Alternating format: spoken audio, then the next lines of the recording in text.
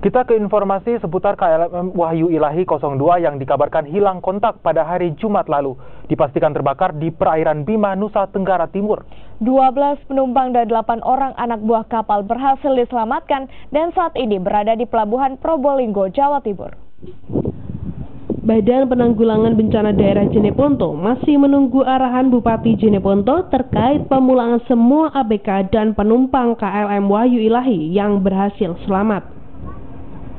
Sebanyak 12 penumpang dan 8 ABK KLM Wahyu Ilahi dikabarkan dievakuasi ke Pelabuhan Probolinggo, Jawa Timur setelah diselamatkan oleh ABK KM Sejahtera di perairan Bima, Nusa Tenggara Timur.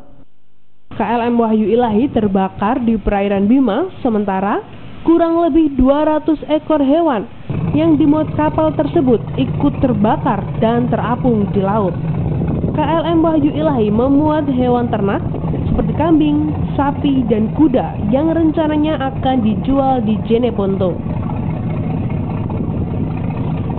Kronologisnya itu api tiba-tiba muncul kayak bola api, langsung keluar dari mesinnya.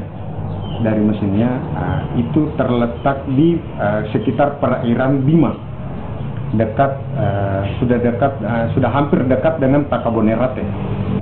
Yang selamat itu cuma manusia yang berjumlah 8 ABK dan 12 penumpang.